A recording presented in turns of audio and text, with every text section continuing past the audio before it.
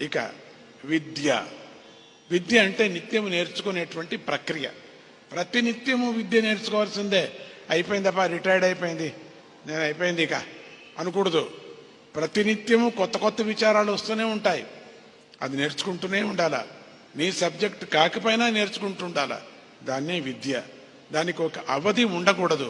చచ్చేంత వరకు, ప్రాణం పోయేంత వరకు కొత్త విచారాలు నేర్చుకుంటూ ఉండాలా. కొత్తగా మంచి విషయాలు నేర్చుకోవాలి.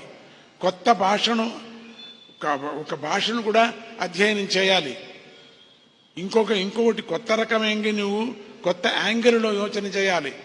భగవద్గీత ఉంది, కొత్త యాంగిల్లో యోచన చేయి. మహాభారతం ఉంది, కొత్త యాంగిల్లో యోచన చేయి. ఎన్నో లలిత కళలు ఉన్నాయి, ఇవన్నీ అభ్యసించాలి. అయ్యో నాకు వయసు అయిపోయింది, ఇప్పుడు ఎందుకులే, నేనెందుకు తపలా నేర్చుకోవాలనకూడదు. ముసలివాడైనా కూడా నేర్చుకోవచ్చు, ఎప్పుడైనా నేర్చుకోవచ్చు. ఆ పాటలో ఉండేటువంటి సాహిత్యాన్ని కూడా పరిశీలించాలి.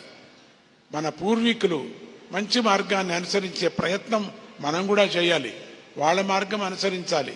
వేల సంవత్సరాలుగా ఈ ధర్మం ఎలా కొనసాగుతుందో, ప్రపంచం పుట్టినప్పటి నుంచి దీన్ని మనం తెలుసుకోవాలి. ఈ ధర్మాలు ఎట్లా ఉన్నాయి, కొత్తగా ఏదో ఒకటి నేర్చుకుంటూనే ఉండాలి.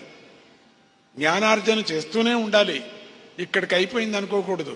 దానివల్ల మనలో సూక్ష్మ దృష్టి, జ్ఞాన దృష్టి, మనము పైకి వెళ్ళేటువంటి దృష్టి, పైకంటే చచ్చిపోవటం కాదు, పైకి అంటే జ్ఞానం దృష్టితో మనకు ఇంకా మేలు కలుగుతుంది. సూక్ష్మ దృష్టి వస్తూనే అసలు విద్య అంటే ఏమిటి తెలుసుకోవాలనేటువంటి జిజ్ఞాస మనకు కలుగుతుంది. సూక్ష్మ దృష్టి రావాలా. అసలు విద్య ఇంకా మనం నేర్చుకోలేదు, అక్కడికి వెళ్ళాలి మనం. అదే ఆధ్యాత్మిక జ్ఞానానికి పునాది. అది అందుకుంటే చాలు, జీవనము సార్థకమైనట్లే. తనను తాను తెలుసుకోవడం కన్నా గొప్ప విద్య ఈ ప్రపంచంలో లేనే లేదు. ఎవరు వాళ్ళకి వాళ్లే తెలుసుకోవాలా.